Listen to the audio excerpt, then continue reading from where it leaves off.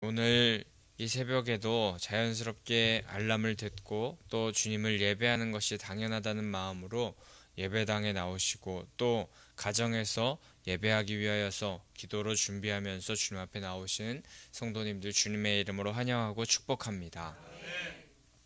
이 예배를 드리는 모든 분들 위해 성령님께서 임재하셔서 우리가 보지 못했던 것들을 보게 하시고 또 알지 못했던 것들을 알게 하시며 깨닫지 못했던 것들을 깨닫게 하셔서 주님의 마음에 꼭 맞게 더 맞게 살게 하실 줄 믿습니다. 그렇게 행하실 주님을 신뢰하면서 오늘도 우리가 말씀 앞으로 나아가기를 원합니다.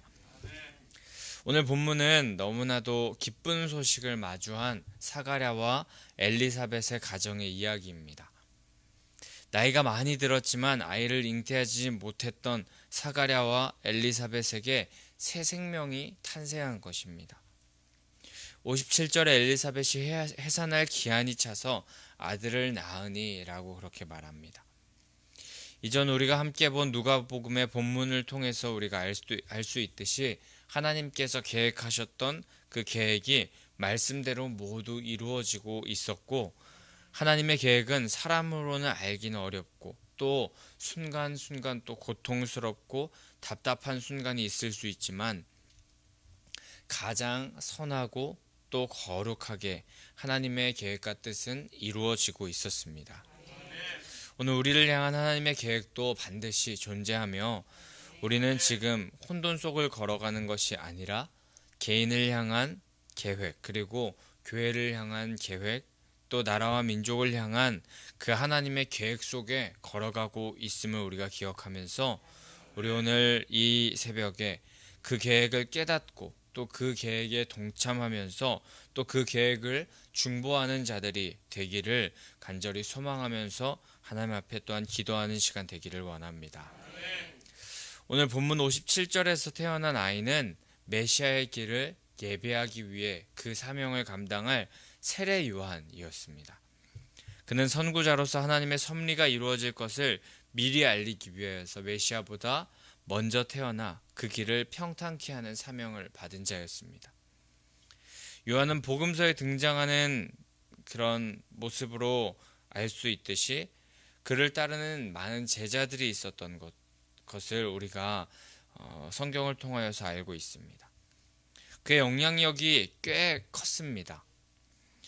그 사도행전에 나오는 아볼로라는 자도 세례 요한의 제자였다고 하며 또 바울은 소아시아의 에베소 그 지방에서 세례 요한을 따르는 무리들을 만났었다고 기록하기도 합니다. 근데 이는 세례 요한이 이미 죽은 후에 일이기도 한데 그럼에도 불구하고 그를 따르는 그런 그 사람들, 제자들이 이렇게 부류들이 있었던 것으로 보아서 그의 영향력이 굉장히 상당했을 것입니다. 누가복음에서도 이렇게 예수님과 거의 비슷한 정도의 분량을 이 초반부에 할애하면서 세례 요한을 비중 있게 다루는 그런 모습을 보면서 요한과 예수님의 사역에 관한 하나님의 계획 그리고 하나님의 섭리를 우리는 알 수 있습니다.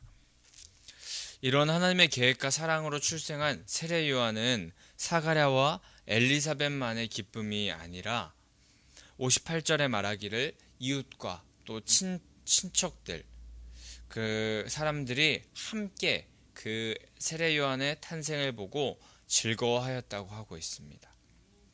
그런데 이렇게 세례 요한의 탄생을 보고 즐거워하였던 이유는 그 아이를 크게 긍휼히 여기심을 듣고 즐거워했다고 말하고 있습니다.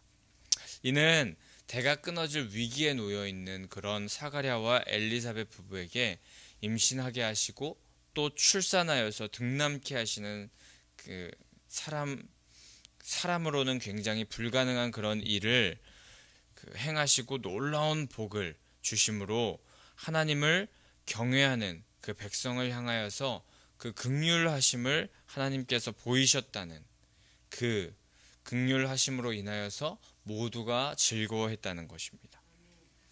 이것은 이 긍휼하심을 얻은 이 사가랴와 엘리사벳만으로 기뻐하였던 것이 아니라 많은 사람이 함께 즐거워하고 또 기뻐하였다는 그 모습으로 보아서 이 긍휼하심을 얻은 사람은 하나님께는 영광이 되고 주변 사람에게 많은 기쁨을 줄 수 있는 자였습니다. 이렇게 하나님의 긍휼하심을 얻으면 많은 이들 앞에서 하나님 앞에 영광을 돌릴 수 있고 주위 사람들에게 기쁨을 전해줄 수 있는 자가 되는 것입니다. 그런데 이 사가랴와 엘리사벳 그리고 태어날 세례 요한이 긍휼을 입었던 이유는 처음에 1장 초반부에 사가랴 그 제사장이 나이가 많은데 어떻게 라고 그렇게 이야기하면서 그런 반응과 같이 믿어지지 않은 그런 모습, 그런 것이 있을 수 있었지만 25절에 그리고 그 이후에 보게 되면 5달 동안 외부와 차단하고 기도하면서 하나님의 계획을 다른 세상의 소리에 섞이지 않게 하고 하나님의 선하심 그것을 신뢰하면서 자신을 온전히 드리면서 나아가기 때문에 그들은 결국에 하나님의 긍휼하심을 얻을 수 있었던 것입니다.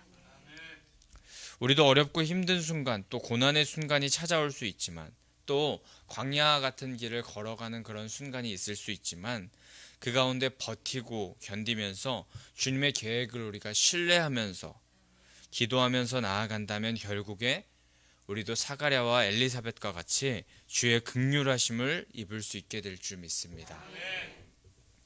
그러므로 하나님께 영광을 돌리고 주위 사람들에게 기쁨이 되어지는 자가 되어서 자연스럽게 이런 모습으로 전도의 사명 또한 감당하게 될 줄 믿습니다. 말씀을 믿고 신뢰함으로 하나님의 긍휼하심을 얻어서 하나님의 사명을 감당하기에 부족함 없는 성도님들 되시기를 소망합니다. 그 이후에 이제 요한을 낳은 지 8일이 될 때 할례를 행하기 위하여서 친족들과 마을 사람들이 함께 모였습니다. 그리고 이제 할례를 행하고 그 아이의 이름을 지어주려고 하는데 당시 이 할례는 가장에 의하여서 행하여졌고 또 친척들과 이웃들과 함께 참석하여서 공개적으로 치러졌었다고 합니다. 그리고 그 이후에 오늘 본문의 말처럼 이름을 지어야 되는 그런 상황에 있었는데 사람들은 그 요한의 이름을 아버지의 이름을 따라서 사가랴라고 짓는 것이 어떤가 그렇게 말했습니다. 그런데 이렇게 아버지의 이름을 이제 계속하여서 이어 그 이름을 지으려는 이유는 그런 의미는 바로 이 아이를 통해서 부모의 그 계속해서 오랫동안 있었던 아픔과 한이 해소되고 이제 그 아이를 키우면서 그 아이를 사가랴라 부르면서 그 어려웠던 세월을 위로받으며 또 사가랴 가문이 더 강성해질 것임을 그렇게 축복하는 의미에서 이 이름을 짓자라고 그렇게 그 친척들과 이웃들이 말했던 것입니다. 이 의미를 잘 알고 있던 사가랴와 엘리사벳은 마음속으로 굉장히 감사했을 수 있을 것 같습니다. 그리고 이렇게 짓는 것도 나쁘지 않겠다라고 생각할 수도 있었을 것 같습니다. 그런데 그들은 그렇게 행하지 않고 그 아이의 이름을 요한이라 짓겠다고 말합니다. 반열의 차례대로 제사장의 직무를 행하려고 성전에 분향하러 갔다가 기도하던 중에 주의 사자가 명한 그 이름 요한으로 하겠다고 합니다. 주의 천사가 1장 13절에서 하나님께서 천사를 통하여서 하나님께서 명령하신 그 이름대로 하겠다고 사가랴와 엘리사벳은 말합니다. 이와 같이 하나님의 말씀을 지키기에 위하여서 가문의 이름 그리고 그 사람들의 축복들 그리고 당연히 이렇게 해야 하는 그런 일들 같은 것들을 과감하게 거절하고 하나님의 말씀대로 또 섭리대로 요한이라 짓는 이 모습은 어떻게 보면 용기일 수 있는데 이 믿음과 용기를 우리가 오늘날 우리가 본받아야 할 줄 믿습니다. 아직까지도 말을 못하고 있던 사가랴 그럼에도 불구하고 올곧게 서판을 달라 하여서 요한이라고 기록하면서 이 아이를 오직 하나님의 사람으로만 키우겠다는 다짐 이 모습을 우리는 본받아야 할 것입니다. 세상에서 명분에 따라서 움직이는 사람도 있고, 또 우리가 정말 여러 가지 유혹이 다가온다면 그렇지, 내가 너무 유별났지, 그러면 한 번만 해볼까 라고 그렇게 합리화하면서 그렇게 유혹에 넘어갈 때가 얼마나 많습니까? 하와도 뱀의 유혹에 과감히 거절하지 못하고 넘어졌었습니다. 하지만 주님의 섭리와 약속하신 말씀을 성취함을 보기 원하는 사람들이라면 우리는 사가랴와 엘리사벳 같이 끝까지 하나님의 말씀을 지키며 믿음을 지키며 살아야 할 줄 믿습니다. 근데 이 부부에게 아이의 출생은 단순히 생명의 탄생만을 의미하는 것이 아니었습니다. 자신들의 힘과 능력으로 불가능했던 일을 긍휼히 풍성하신 하나님으로 인하여서 가능케 되었고, 그렇기 때문에 부모로서의 삶도 중요하고 또 소중했겠으나, 또 아이가 탄생함으로 말미암아 그 아이가 너무나도 귀하고 소중했겠으나, 오직 하나님의 섭리와 그 말씀을 이루시는 하나님에 대한 감사와 충성의 그 각오와 결단도 그들에게 굉장히 중요하고 또 소중했을 것이고, 그래서 그들은 그 마음을 담아서 다른 이름으로 그 아이의 이름을 짓지 않고 그 마음을 담아 그 아이의 이름을 요한이라 이름하기로 작정한 것입니다. 사가랴는 그 아이의 이름이 사가랴가 아닌 요한이라 짓는 믿음의 행동을 통하여서 말을 못했던 그 벙어리의 상황에서 해방되게 됩니다. 하나님의 뜻을 따르는 믿음의 행위는 불신으로 찾아온 모든 것을 풀어내고 끊어내는 능력과 힘이 있는 것입니다. 믿음의 선언으로 모든 불가능과 두려움을 몰아내고 확신과 담대함이 허락되는 것입니다. 주의 사자가 들려준 말씀을 기쁨으로 받지 못하고 또 현실의 어려움, 그리고 나이의 한계, 그런 것을 이야기하면서 온전히 믿지 못했던 사가랴의 불신앙의 대가로 긴 침묵의 시간이 있었지만, 말씀대로 하는 순간 하나님의 역사는 일어났습니다. 사가랴는 10개월 동안 긴 침묵과 고통을 끝내고 하나님을 찬미하며 온전히 믿지 못했던 것에 대한 회개와 동시에 모든 초점을 하나님의 영광, 하나님을 찬양하는 것에 집중하게 됩니다. 또한 사가랴의 찬송으로 인해서 그 찬송을 들은 모두가 강한 설레임, 기대감을 가지고 주의 손이 함께한다는 찬송을 두루두루 퍼뜨리면서 부를 수 있게 되는 모습을 오늘 말씀 후반부에 볼 수 있게 됩니다. 믿음으로 반응하는 역사는 자신에게도 놀라운 기적, 완전히 앞의 상황과 환경이 뛰어넘게 되는 그런 기적이 허락되지만, 주변의 많은 사람들에게도 하나님의 이름을 함께 높일 수 있는 그런 기회를 만들 수 있게 되며, 여호와의 이름을 높이는 자리에 모두가 쓰임받게 되는 귀한 축복의 통로가 바로 믿음으로 결단한 그 한 사람을 통하여서 이루어지는 것입니다. 그리고 사가랴가 이렇게 말을 다시 하게 된 그 모습은 하나님의 놀라운 계획 중에 또한 하나였습니다.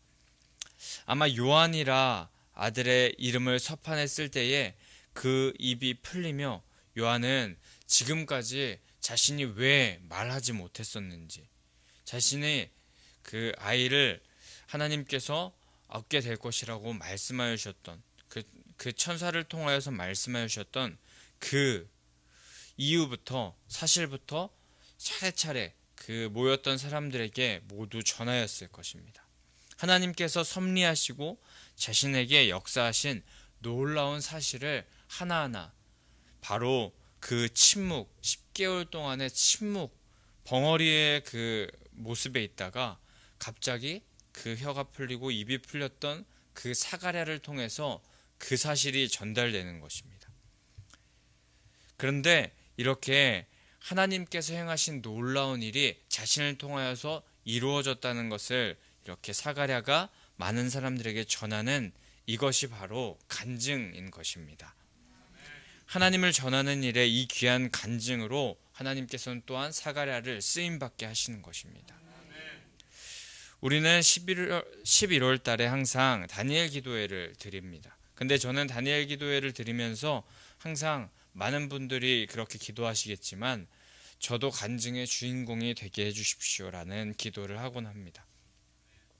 하지만 제가 아직 높고 인정받는 자리에 서서 유명해지고 또 한 건 해보고 싶은 불순한 의도가 있는 것 같아서 하나님께서 막으시는 것 같지만 아무튼 그 기도의 주제 찬양과 같이 그 다니엘 기도의 그 찬양의 가사처럼 우리로 주님을 간증하는 주인공 되어 주를 자랑케 하소서, 이 고백을 우리의 삶으로 드리는 것, 사가랴와 같이 그 삶으로 하나님을 고백할 수 있는 것, 그것이 얼마나 귀하고 영광된 일이고 그런 귀한 자리일까요? 원하기는 여기 모인 모든 성도님들 끝까지 주님께서 말씀하시는 그 말씀대로 순종하면서 따라가는 그런 삶을 사심으로 말미암아서 어렵고 힘든 고통의 상황이 다가와도 욥과 같이 주님을 찬송하고 그렇게 걸어감으로 결국에 주님께서 역전시키시고 풀어지게 하시고 끊어주시고 뛰어넘게 하시는 그런 역사를 경험하고 또 체험함으로 말미암아 그 모든 하나님께서 경험하게 하셨던 것을 사람들 앞에서 감사로 또 하나님을 자랑하면서 간증함으로 말미암아 귀한 간증의 주인공들 다 되시기를 바랍니다. 그러므로 말미암아서 많은 사람들이 또 주님께 돌아오고 주님께 영광을 돌리는 귀한 일에 쓰임받게 되시기를 소망합니다. 그리고 결국 요한의 이러한 출생은 당시에 놀라운 이슈가 되었던 것 같습니다. 가벼이 여기는 말이 그 요한의 출생에 대한 말이 되는 것이 아니라 66절의 말처럼 사람들이 다 이 말을 마음에 깊이 두었다라고 그렇게 말하고 있습니다. 세례 요한은 사람들의 그 진중한 시선 속에 하나님께서 이 귀한 일을 예비하고 계시는구나 라고 그런 마음을 품고 있는 사람들의 시선 속에서 주님의 길을 예비하는 사역을 잘 감당해냈으며 그렇게 사명을 감당할 수 있었던 것, 그것은 또한 그런 사람들이 그렇게 진중한 시선 속에 그를 바라본 것도 있었지만 66절 후반부의 말씀처럼 주님의 손이 그와 함께 하였기 때문입니다. 하나님의 손이 그를 끝까지 추격하면서 돌보셨기에 사명을 잘 감당할 수 있게 되었던 것입니다. 원하기는 우리도 주님의 손, 그 손이 영원토록 함께하는 자 되기를 소망합니다. 그런 사람은 하나님과 사람들에게 참 선하게 기대가 되고 또 그가 앞으로 살아갈 길이 너무나도 설레고 그의 삶을 너무나도 격려하고 싶고 그의 삶을 중보하고 싶은 사람이 될 것입니다. 특별히 요한의 부모였던 사가랴와 엘리사벳이 믿음으로 살아내면서 말씀에 순종하였을 때 태어난 그 자녀 요한이 그 사명을 잘 감당해냈던 것처럼 많은 사람들의 기대와 또 격려, 또 중보, 그리고 그 사역을 어떻게 감당할지 너무나도 그 가슴 뛰는 그런 심정으로 보았던 그 많은 사람들이 함께 있었던 것처럼 또 그 부모들, 그 사가랴와 엘리사벳이 말씀에 순종하여서 태어난 그 요한이 사명을 잘 감당해냈던 것처럼 여기 모인 모든 부모님들도 먼저 믿음으로 순종하신다면 자녀들이 이 세상 속에 참 기대가 되는 사람, 또 앞길이 하나님과 사람들이 보기에 설레고 또 응원이 절로 나오는 귀한 자녀들 또한 될 수 있을 줄 믿습니다.